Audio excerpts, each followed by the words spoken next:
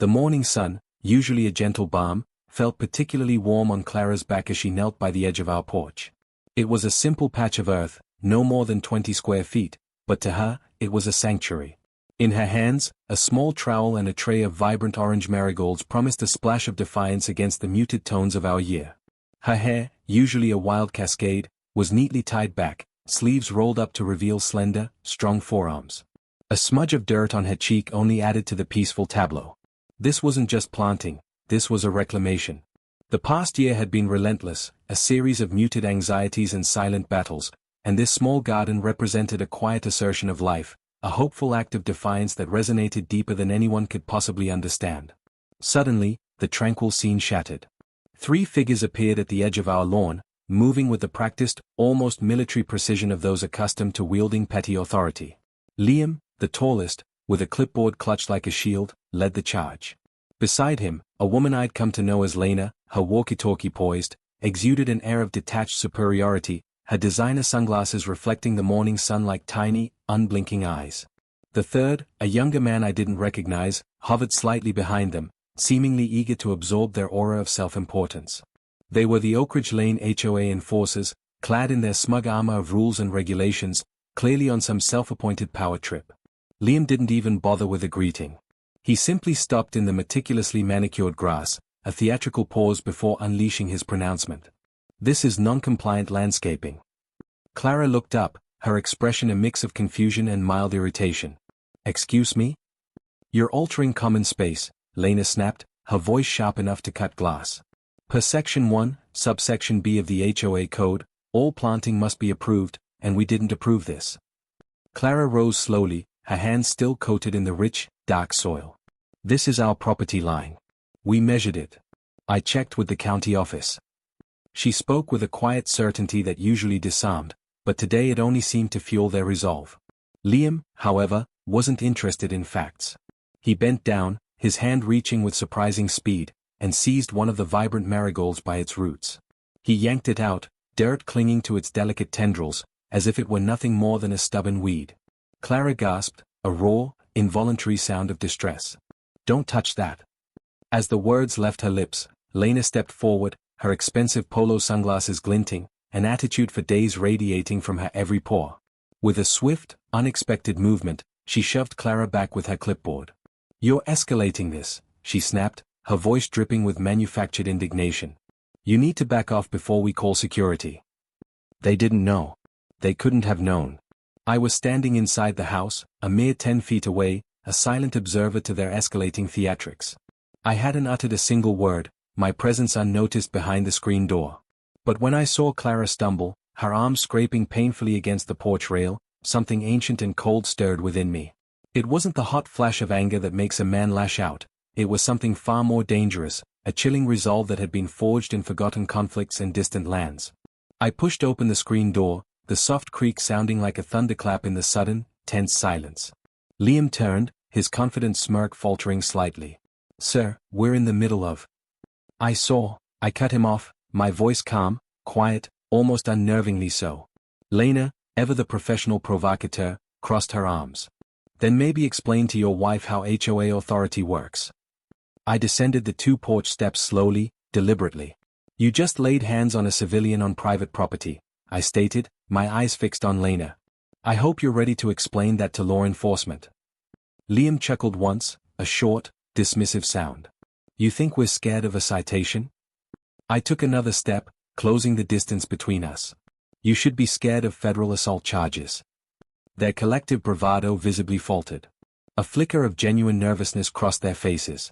I didn't blink. "Because you didn't just shove someone's wife. You assaulted a decorated medic on the porch of a retired Navy SEAL." Silence descended, thick and suffocating. The only sound was a bird chirping innocently in the distance, a stark contrast to the escalating tension. Lena's clipboard lowered a fraction, her confident posture deflating. Liam took half a step back, his eyes darting between me and the small, scraped mark on Clara's elbow. Clara, still cradling her arm, said nothing. She didn't need to. I was already dialing the sheriff, and I wasn't bluffing. The sheriff picked up on the second ring. "Yeah, I need units at 1485 Oak Ridge Lane," I said, my gaze locked on Liam. 3 individuals just committed assault on private property. One's already uprooted landscaping, and another put hands on my wife. Lena scoffed, a desperate attempt to regain control. You're seriously calling the police over flowers? No, I corrected her, my voice steel. I'm calling them over felony assault and trespassing. Liam stepped forward again, a last-ditch effort. We have the authority of the HOA. HOA isn't law, I cut him off, my voice low but carrying an undeniable weight of certainty. You don't get to shove civilians. You don't get to tear up property. And you sure as hell don't get to act like this is some private army patrol. People like them didn't respond to shouting, they responded to certainty. And I wasn't guessing. I knew exactly what I was doing. Lena's confidence began to crack, her composure visibly fraying. We have body cams on, she said quickly, desperately. So, I suggest you watch your tone. I smiled, just a little, a cold, predatory smile that rarely saw the light of day. Perfect. Then we'll have recorded evidence of you assaulting a disabled veteran spouse on federal trust land. Her words caught in her throat. She looked at Liam and the younger man, trying to decide whether to double down or flee. They chose wrong, because right at that moment, a black county sheriff SUV turned the corner, its tires crunching gravel as it rolled up slowly, a beacon of imminent consequence. The HOA enforcers froze, their carefully constructed facade crumbling. The deputy stepped out, thumb hooked in his belt, his expression unreadable. He recognized me. Commander Vance, he said, a note of respect in his voice. Liam blinked, his jaw slack. Commander? I didn't answer him. I just gave the deputy a single, affirmative nod. He walked over to Lena, his gaze unwavering. You want to explain why dispatch got a call about a physical altercation on federal land? Lena's voice wavered, a stark contrast to her earlier haughtiness. This is HOA-managed residential. The deputy raised a hand, cutting her off. Let me stop you there. This property sits on a land parcel that was grandfathered under a federal deed transfer. You're not just out of bounds. You're off the map. Liam looked like he'd swallowed a rock. We didn't know. The deputy turned back to me. You want to press charges? I looked at Clara. She was silent for a second, her gaze meeting mine. Then, a slow, resolute nod. Not in anger, not in revenge, but with the quiet dignity of someone who was simply done being pushed around. Yeah, I said. We do. Lena's hands began to shake uncontrollably. The deputy opened his notebook, the sound of the pages rustling a prelude to their downfall. And just like that, their little empire began to crumble. It was a misunderstanding. Lena blurted out, her voice high and desperate. We didn't know the property lines were federal. We thought. You thought you could rough people up and hide behind a clipboard. I cut in, my voice devoid of emotion. The deputy didn't say a word. He was already writing, meticulously detailing names, statements, location. He wasn't rushing, taking his time, wanting every detail airtight, every legal thread secured. Liam tried a different angle. We're not criminals. We're just trying to enforce neighborhood standards. The deputy finally looked up, his eyes meeting Liam's. You touched a civilian on camera, on property you don't even have legal jurisdiction over. You think the court's going to care about standards? No one spoke. Clara leaned against the railing, her hand still on her elbow, but she looked steadier now, her face regaining its color. Finally, something was shifting in our favor. Then, another car rolled up. It wasn't a cruiser this time. A black SUV, distinct with its government plates, pulled silently to a stop behind the sheriff's vehicle. Lena whispered, a raw sound of dread, "Oh no." The deputy raised an eyebrow, a flicker of surprise on his face. Did you call backup, Commander? I shook my head. Did you? He replied, nope. The SUV's doors opened in unison, and 2 figures emerged, plainclothes investigators, one holding a folder, the other a camera.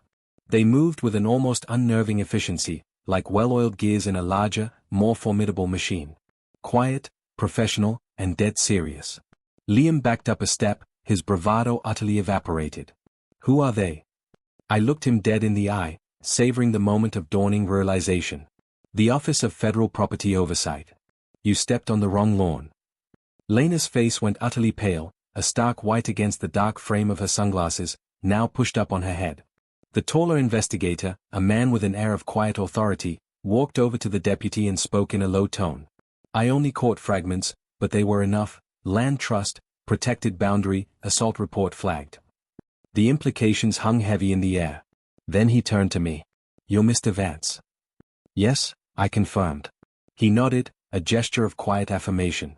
"We've pulled your old service file and the original deed transfer. We'll need statements. And if you're willing to submit the footage from your security cameras, this could turn criminal." Clara looked at me, her eyes reflecting a quiet resolve. "We have it," she said, her voice steady. She didn't just mean the camera footage, she meant everything.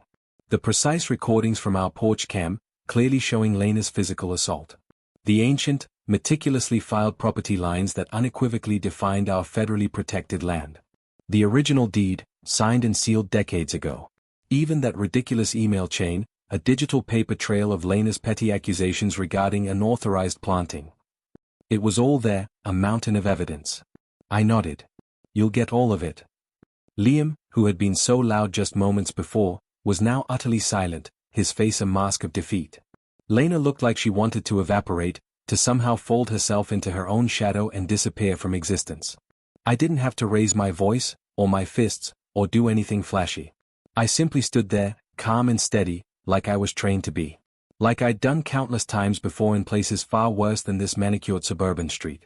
Only this time, I wasn't protecting a flag or a forward operating base. This time, I was protecting my home, my wife, our peace. The investigator opened the folder he carried. Inside was a satellite map, the street neatly outlined in thick red lines. But what truly caught everyone's attention, and sent another tremor of fear through the HOA enforcers, was the prominent blue overlay. It ran directly through our lot, extending past the backyard into what they believed was common ground. "That's federal trust land," the agent stated, tapping the map with a precise finger. "Transferred to a decorated veteran's family 15 years ago under the Heroes Acre program, specifically designed to secure the homesteads of those who served with distinction. Which means this HOA has no authority here," I finished, the words hanging in the tense silence. Lena looked like she was struggling for breath, her face a ghastly shade of white. "No one told us that," she stammered, her voice thin and reedy. "We didn't see any markers." "There were markers," Clara said, her voice calm but razor-sharp, a quiet steel that cut through Lena's flimsy excuse. "You removed one 2 weeks ago. I saw it in your golf cart basket when you parked near the clubhouse." The deputy turned slowly toward Lena, his expression hardening. "You removed boundary markers." Liam blurted out, a desperate, pathetic attempt at damage control. "We thought they were old." The agent didn't even blink, his expression unchanging.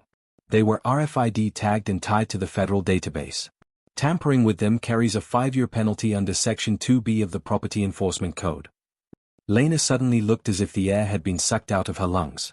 The weight of the legal consequences, the stark reality of her actions, crashed down upon her. And then came the final crack. From the end of the street, a phone began to ring loudly. It wasn't just a ringtone, it was one of those old-school emergency tones, insistent and impossible to ignore. It was Lena's phone. She fumbled to pull it out of her purse, her hands trembling, desperately trying to silence it, but it was too late. Everyone saw the caller ID, HOA President, incoming call.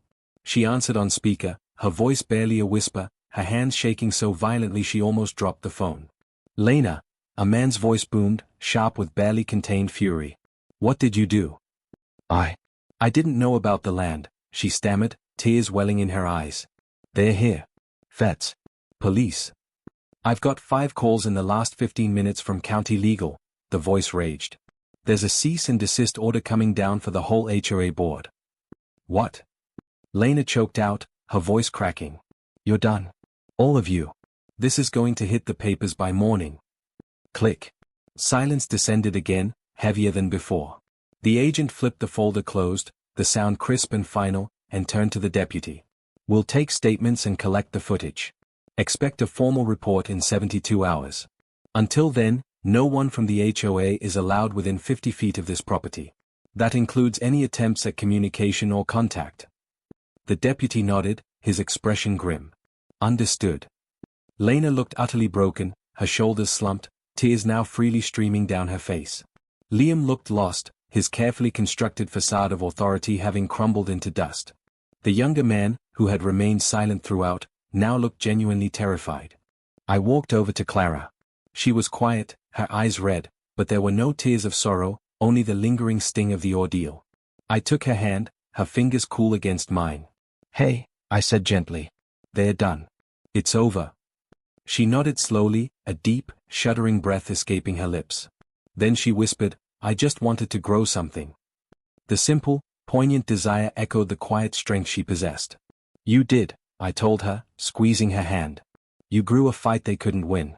You defended our home." And as the federal agents walked back to their black SUV, their professionalism unwavering, and the HOA enforcers were left standing awkward and silent on the edge of our now truly private property, I realized something profound. They came at us with rules and threats and endless paperwork, a petty tyranny designed to intimidate and control. We, however, answered with truth, with clarity, and with the unwavering protection of a system far greater than their small-minded bureaucracy. And that, in the end, was all it took. The scent of marigolds, newly planted and unmolested, seemed sweeter than ever. Our home, our sanctuary, was secure.